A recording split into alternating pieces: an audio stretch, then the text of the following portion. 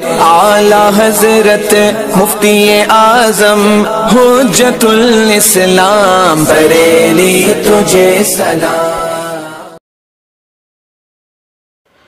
السلام علیکم ورحمۃ اللہ تعالی وبرکاتہ۔ مرکز اہل سنت جامعہ رضویہ منظر اسلام کے یوٹیوب چینل ہم سبق درس نظامی میں آپ کا خیر مقدم ہے۔ پیارے بچوں، جنہوں نے ہمارے چینل کو اب تک سبسکرائب نہیں کیا ہے وہ ضرور سبسکرائب کر لیں اور بیل آئیکن یعنی گھنٹی بھی بجا دیں تاکہ ہر ویڈیو کی نوٹیفیکیشن اطلاع آپ تک اپلوڈ کرتے ہی پہنچ جائے، اور اپنے دوستوں سے بھی شیئر کریں، اور بات پسند آئے تو لائک بھی کیا کریں، اور اپنے قلبی تاثرات کو کمنٹ کر کے بھی ضرور بتائیں۔ اب آپ کے سامنے جامعہ رضویہ منظر اسلام کے ایک اہم استاذ حضرت مولانا مفتی محمد ابراہیم صاحب قبلہ آپ کو نور الانوار کا درس دیں گے۔ آپ ان کے درس کو دھیان سے سنیں۔ بسم اللہ الرحمن الرحیم۔ ثم شرع فی بیان تقلید الصحابہ الحاقا بابحاث السنہ۔ اب یہاں سے مصنف علیہ الرحمہ صحابہ کی تقلید کا ذکر فرماتے ہیں کہ صحابی کے قول یا اس کے فعل پر عمل کرنا، اس کی تقلید کرنا ضروری ہے یا نہیں۔ اس سے ما قبل میں سنت کی بحثوں کو ذکر فرمایا، اب اسی سے متصل اب تقلید صحابہ کو ذکر کرتے ہیں۔ فرماتے ہیں کہ صحابی کی تقلید واجب ہے، صحابی کی تقلید واجب ہے، اور اس صحابی کے قول کی بنیاد پر قیاس کو ترک کر دیا جائے گا۔ کیا کہ اگر قیاس اس کے مقابلے میں آتا ہے تو قیاس کو ترک کیا جائے گا، یعنی کسی صحابی کا کوئی عمل ہے یا کوئی قول ہے اور قیاس اس کے مخالف ہے تو قیاس کو ترک کر کے اس قول پر یا اس صحابی کے عمل پر، فعل پر یا قول پر عمل کیا جائے گا۔ اب قیاس کیا؟ قیاس بعد کے لوگوں کا ہو، جیسے تابعین کا قیاس ہو یا تبع تابعین کا قیاس ہو تو ان کو چھوڑ دیا جائے گا۔ بس میں آئی کہ نہیں؟ ہاں، ایک صحابی کا قیاس دوسرے صحابی کے قول کی بنیاد پر ترک نہیں کیا جائے گا۔ ایک صحابی کا قیاس ہے اور دوسرے صحابی کا کوئی قول ہے تو اس کی بنیاد پر اسے ترک نہیں کیا جائے گا، اس لیے کہ احتمال اس بات کا ہے کہ ان صحابی نے سنا ہو نبی اکرم صلی اللہ علیہ وسلم سے کہ جب اللہ کے رسول کا انہوں نے زمانہ پایا ہے اور آپ کی صحبت میں یہ رہے ہیں تو زیادہ ظاہر اور احتمال تو اسی بات کا نکلتا ہے کہ انہوں نے سنا ہوگا اللہ کے رسول سے، اگرچہ اس کی اسناد ان کی طرف نہیں کی ہے۔ اور اگر بالفرض یہ مان بھی لیا جائے کہ انہوں نے سنا نہیں ہے بلکہ اپنی رائے ہے، اس کی صحابی کی اپنی رائے ہے اور اللہ کے رسول سے انہوں نے سنا نہیں ہے، تب بھی بات ظاہر ہے کہ صحابی کی رائے غیر صحابی سے بڑھ کر ہے۔ صحابی کی رائے جو ہوگی وہ غیر صحابی سے بڑھ کر ہوگی، اس لیے کہ انہوں نے اللہ کے رسول کو دیکھا ہے، اللہ کے رسول پر جو احکام کی وحی نازل ہوتی تھی ان رموز و اسرار کو انہوں نے جانا ہے، اس لیے ان کے لیے ایک زائد فوقیت اور تقویت اس بات کے لیے ہوگی کہ یہ دوسرے سے بڑھ کر ہے، اس لیے صحابی ان سے اقویٰ ہوں گے۔ ثم شرع فی بیان تقلید الصحابہ، پھر مصنف شروع ہوئے تقلید صحابہ کے بیان میں، الحاقا بابحاث السنہ، سنت کے ابحاث سے لائق کر کے۔ فقال، تو فرمایا، تقلید الصحابی واجب، صحابی کی تقلید واجب ہے۔ یترک بہ القیاس، اس کی وجہ سے قیاس کو ترک کر دیا جائے گا۔ کس کا قیاس؟ یعنی تابعین کا قیاس اور ان کے بعد کے لوگوں کا قیاس۔ کیوں؟ لأن قیاس الصحابی لا یترک بقول صحابی آخر، اس لیے کہ صحابی کے قیاس کو ترک نہیں کیا جاتا دوسرے صحابی کے قول کی وجہ سے۔ کیوں؟ دلیل کیا ہے اس کی؟ لاحتمال السماع من، جب بیٹا ایک صحابی کا قیاس دوسرے صحابی کے قول کی بنیاد پر ترک نہیں کیا جاتا تو پھر صحابی کا قیاس وغیرہ کسی تابعی یا تبع تابعی یا بعد کے لوگوں کی وجہ سے کیسے ترک کیا جائے گا؟ کیوں؟ اس لیے کہ احتمال ہے السماع من الرسول، نبی اکرم سے سننے کا، بل هو الظاہر فی حق ہی، بلکہ صحابی کے حق میں تو یہی ظاہر ہے کہ انہوں نے سنا ہوگا۔ ٹھیک ہے، وَإِن لَّمْ يُسْنَدْ إِلَيْهِ، اگرچہ اس کی اسناد نہیں کی، وَإِلَىٰ إِن سُلِّمَ، اور اگر تسلیم کر لیا جائے أَنَّهُ لَيْسَ مَسْمُوعًا مِّنْهُ، کہ یہ ان کی طرف سے سنا ہوا نہیں ہے، بل هو رأیُّهُ، بلکہ صحابی کی اپنی رائے ہے، فرأی الصحابی اقوا من رأی غیرہم، تو صحابی کی رائے اقوا ہے ان کے علاوہ کی رائے سے، لأنہم شاہدوا احوال التنزیل و اسرار الشریعہ، اس لیے کہ انہوں نے مشاہدہ کیا ہے تنزیل وہ وحی کا نازل ہونا، وحی کے نازل ہونے کے احوال کا اور شریعت کے اسرار و رموز کا، فلہم مزیہ، مزیہ کا معنی زیادتی ہے نا، فوقیت، تو ان کے لیے ایک فوقیت ہوگی علی غیرہم ان کے غیر پر۔ وقال الکرخی لا یجب تقلیدہ، سنو بیٹا اصل مذہب تو یہی ہے تقلید واجب ہے، لیکن امام کرخی رضی اللہ تعالیٰ عنہ یہ فرماتے ہیں کہ صحابی کی تقلید واجب نہیں ہے مگر ان چیزوں میں جو مدرک بالقیاس نہ ہو۔ کیا یعنی اگر کوئی ایسا معاملہ اور ایسا مسئلہ ہے جو مدرک بالقیاس نہیں ہے، یعنی عقل میں آنے والا نہیں ہے، خلاف عقل معاملہ ہے اور صحابی نے اس کو بیان کیا ہے، تو اب قول صحابی پر عمل کیا جائے گا۔ بات سمجھ آئی کہ نہیں؟ کیوں؟ اس لیے کہ خلاف عقل خلاف رائے صحابی کوئی بات بیان کر رہے ہیں تو یہ معین ہے اس بات کے لیے کہ انہوں نے یہ بات اللہ کے رسول سے سنی ہے، ورنہ صحابی خلاف عقل کسی مسئلے کو بیان نہ فرماتے۔ بات میں ہے کہ نہیں؟ البتہ ہاں اگر کوئی معاملہ ایسا جو مدرک بالقیاس ہے، ارے سمجھ لو مدرک بالقیاس یعنی عقل میں آنے والا ہے، موافق عقل ہے، تو اب ایسی صورت میں قول صحابی پر عمل نہیں کیا جائے گا، ان کی تقلید نہیں کی جائے گی، اس لیے کہ اب اس میں یہ احتمال ہوگا کہ ہو سکتا ہے کہ یہ جو بیان کیا صحابی نے ان کی اپنی رائے ہو اور موافق اصل مسئلہ ہے تو انہوں نے اپنی رائے کو پیش کیا ہو اور رائے میں خطا ہو گئی ہو، خطا ہونا ممکن ہے بیٹا، احتمال ہے، تو اب اس پر عمل نہیں کیا جائے گا، جو اصل قیاس ہے اس پر عمل کیا جائے گا، ٹھیک ہے۔ وقال الکرخی، اور امام کرخی نے فرمایا لا یجب تقلیدہ، صحابی کی تقلید واجب نہیں ہے، الا فیما لا یدرک بالقیاس، مگر ان مسائل میں جو مدرک بالقیاس نہیں ہے یعنی مخالف قیاس ہے، ان میں معین ہے، لأنہ یتعین جہت السماع منہ، اس لیے کہ اس وقت کس وقت کہ جب مخالف قیاس وہ مسئلہ ہے تو اب متعین ہے جہت السماع منہ نبی اکرم سے، بخلاف ما، برخلاف صورت کے اذا کان مدرکا بالقیاس، جبکہ وہ مدرک بالقیاس ہو، لأنہ یحتمل ان یکون هو برأیہ، اس لیے کہ احتمال ہے کہ وہ ان کی اپنی رائے ہو، واخطأ فیہ، اور اس میں خطا واقع ہو گئی، فلا یکون حجہ علی غیرہ، تو اب یہ غیر پر حجت نہیں ہوگا۔ ارے بات سمجھ رہی بیٹا؟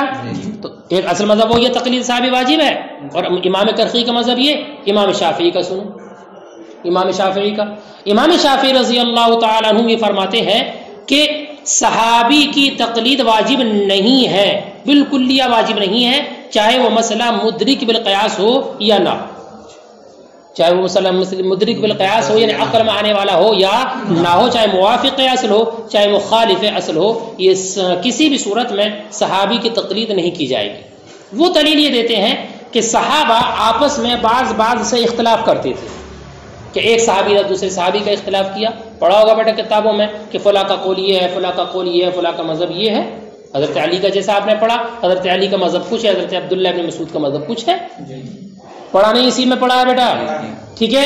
تو اب صحابہ نے چونکہ آپس میں ایک دوسرے سے اختلاف کیا اور ایک صحابی کو دوسرے صحابی پر کسی وجہ سے اس کو فضیلت بھی حاصل نہیں ہے، یعنی صحابیت کے اعتبار سے سب برابر ہے، ٹھیک ہے، اس لیے اب کسی ایک کے قول پر عمل کر لیا جائے اور ایک کو ترک کر دیا جائے، ایسا نہیں ہو، اس لیے بطلان واجب ہے، وہ کسی کے قول پر بھی عمل نہیں کیا جائے گا، قیاس پر عمل کیا۔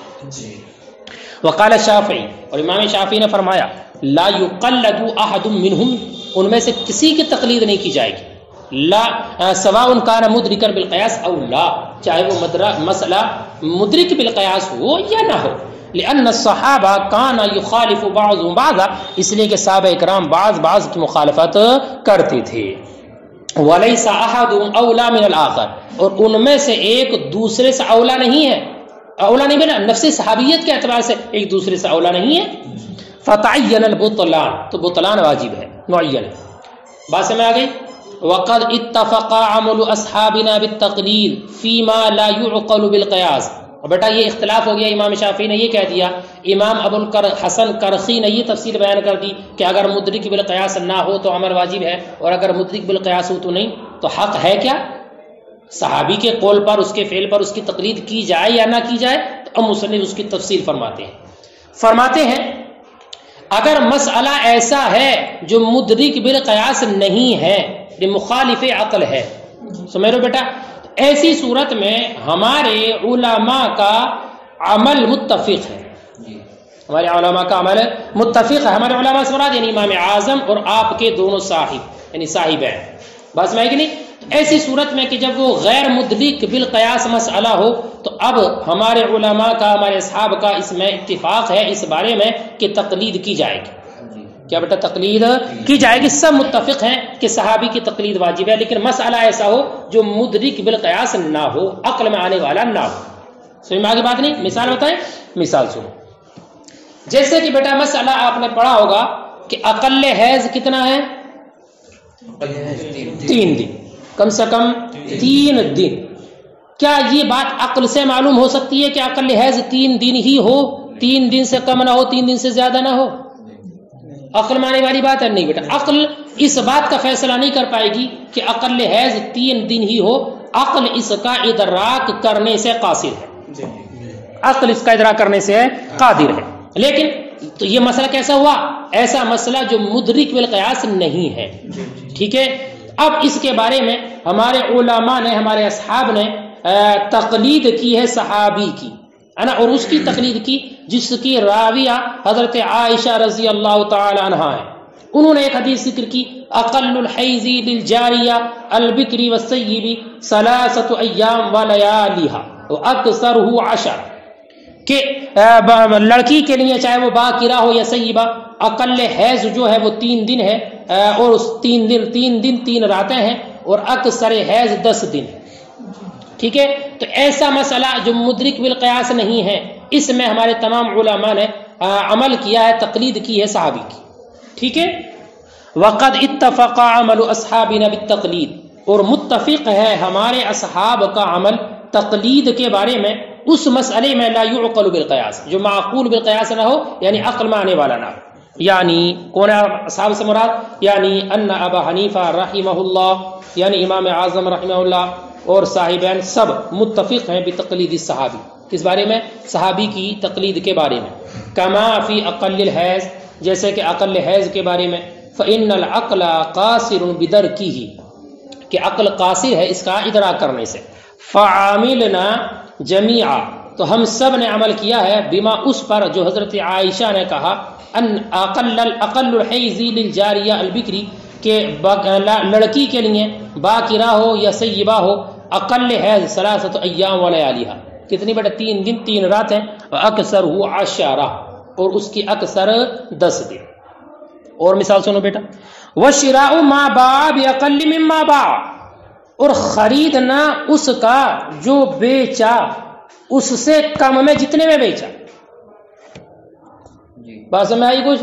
سنو بیٹا، صورت پوری یہ ہے، ایک مرد نے دوسرے مرد کو کوئی سامان بیچا، ایک شخص نے دوسرے شخص کو، عورت نے عورت کو، مردی ضروری نہیں ہے، ایک نے دوسرے کو کوئی سامان بیچا، مثلا 10 روپے میں وہ سامان بیچ دیا، اور ثمن مؤجل ہے۔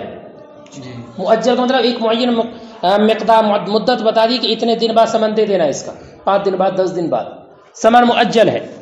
اب بائے نے مشتری کو وہ سامان بیچ دیا مثلا 10 روپے میں، اس کے لیے 10 دن کی مقدار مقرر کر دی کہ اس تاریخ میں ثمن دے دینا، ٹھیک ہے۔ اس کے بعد بائے نے، اب جو سامان اس نے لے لیا مشتری نے، بائے نے اس مشتری سے سامان خرید لیا، وہی سامان، اور جتنے میں بیچا تھا اس سے کم میں خرید لیا۔ بیچا تھا 10 روپے میں، ٹھیک ہے، اور 9 روپے میں یا 8 روپے میں، اس سے کم میں اس نے خرید لیا۔ بات میں ہے کہ نہیں؟ لیکن یہ یاد رکھنا بیٹا، خریدا ہو ثمن اول کا، بیع اول کا جو ثمن ہے اس کو ادا کرنے سے پہلے، ابھی اس نے پہلے والے مشتری نے ثمن دیا نہیں ہے، اس سے پہلے ہی بائے نے پھر اس کو خرید لیا، اور اس سے کم میں خریدا، جتنے میں دیا تھا اس نے، 10 میں بیچا تھا 8 میں خرید لیا۔ ارے بات سمجھ میں آ گئی؟ خریدنا اس کا جس کو بیچا اس سے کم میں جتنے میں بیچا، لیکن کم میں خریدنا اس وقت ہو جب کہ اس نے مشتری نے پہلی والی بیع کا ثمن ادا نہ کیا ہو۔ اگر ثمن ادا کرنے کے بعد ہے تو کوئی حرج نہیں بیٹا، پھر تو وہ 10 روپے کی 2 روپے میں بیچے، مالک ہے وہ۔ تو یہ صورت جائز ہے یا نہیں؟ ایسا کرنا جائز ہے یا نہیں؟ تو قیاس اس بات کا تقاضا کرتا ہے کہ یہ جائز ہو. بات سمجھ گئی نہیں؟ لیکن ہمارے علماء نے اس کو حرام قرار دیا ہے. کیا بیٹا؟ اس کو حرام قرار دیا ہے کہ نقد ثمن اول کو ادا کرنے سے پہلے اس سے کم میں خریدنا جتنے میں بیچا تھا یہ جائز نہیں. اور اس پر عمل کیا ہے اس حدیث پر جو حضرت عائشہ کا قول ہے کہ ایک عورت نے سامان کو خرید لیا تھا اس سے کم میں جتنے میں بیچا تھا حضرت زید ابن ارقم سے. یعنی کسی عورت نے حضرت زید ابن ارقم کو سامان بیچا 800 درہم میں مثلا، ٹھیک ہے، اور ثمن اول کے ادا کرنے سے پہلے ہی اس عورت نے 600 درہم میں اس کو واپس خرید لیا. یہ معاملہ حضرت عائشہ کی بارگاہ میں آیا تو حضرت عائشہ نے کہا تم نے کتنی بری خرید و فروخت کی، کتنی بری خرید و فروخت کی، اور زید ابن ارقم کو یہ بات پہنچا دو کہ اللہ تعالیٰ ان کے جہاد اور ان کا جو حج ہے اللہ کے رسول کے ساتھ اس سب کو باطل کر دے گا اگر اس جرم سے توبہ نہ کی. بس میں نہیں. تو حدیث سے یہ معلوم ہوتا ہے کہ یہ بیع درست نہیں ہے، اور قیاس چاہتا ہے، یہ تقاضا کرتا ہے کہ بیع جائز ہو. ہمارے علماء نے قیاس کو ترک کر کے حضرت عائشہ کے اس قول پر عمل کیا ہے. بیٹا بات سمجھ گئے پوری؟ وَشِرَاءُ مَا بَاعَ، اور خریدنا اس کا جو بیچا، بِأَقَلِّ مِمَّا بَاعَ، اس سے کم قیمت میں جتنے بیچا، سمجھ گئے، قبل نقد الثمن الاول، ثمن اول کو ادا کرنے سے پہلے. اور بیٹا اگر ثمن اول ادا کر چکا تو اب یہ معاملہ ختم ہو گیا، اب وہ چاہے جتنے میں بیچ دے، زیادہ میں بیچے یا کم میں بیچے، مالک ہے. فإن القياس يقتضي جوازه، تو قیاس اس کے جواز کا تقاضا کرتا ہے. ولكن قلنا بحرمته جميعا، لیکن ہم سب نے اس کی حرمت کا قول کیا ہے. عملا بقول عائشہ، حضرت عائشہ کے قول پر عمل کرتے ہوئے جو اس عورت سے تھا. کیا؟ وقت باعت، اور اس نے باعت جو ہے نا بیٹا یہ شرط کے معنی میں، بیچنا نہیں ہے اس مراد، وقت باعت اور اس نے خریدا، ٹھیک ہے، باع شرا کے معنی میں یہ. وقت باعت ب600، اور اس نے خریدا 600 میں، بعد ما شرط، اور یہ شرط باع کے معنی میں، ٹھیک ہے، بعد اس کے کہ اس نے بیچا تھا 800 میں. سمجھ لینا، اگر خریدا معنی لگاؤ گے بیچنا تو درست نہیں ہوگا. باع سے مراد خریدنا، اور شرط جو ہے اس سے مراد باعت. کس سے بیچا تھا؟ حضرت زید ابن ارقم سے. حضرت عائشہ نے یہ کہا تھا بئس ما شریتی و اشتریتی، ٹھیک ہے، تم نے کتنی بری خرید و فروخت کی. ابلغی زید ابن ارقم، پہنچا دو زید ابن ارقم کو بھی ان اللہ ابطل حجہ و جہادہ، کہ اللہ تعالیٰ باطل کر دے گا ان کے حج اور جہاد کو جو اللہ کے رسول کے ساتھ ہے، ان لم یتوب، اگر انہوں نے توبہ نہیں کی. بات سمجھ گئے؟ تو یہاں تک جو بیان کیا ہے وہ یہ کہ اگر معاملہ اور مسئلہ ایسا ہو جو مدرک بالقیاس نہیں ہے، غیر مدرک بالقیاس مسئلہ ہے، تو ہمارے علماء کا عمل متفق ہے صحابی کی تقلید کرنے کے بارے میں، جیسے کہ ان دونوں مثالوں سے ظاہر ہوا. اب آگے مصنف یہ تفسیر بیان کریں گے کہ اگر غیر وہ مسئلہ مدرک بالقیاس ہو، ہے نا، ایسا مسئلہ جو مدرک بالقیاس ہے، قیاس کے موافق ہے، تو اب اس صورت میں ہمارے اصحاب قیاس پر عمل کرتے ہیں یا تقلید صحابی کرتے ہیں، اس میں اختلاف ہے. اس مسئلے کو آگے سے یہاں مصنف بیان کریں.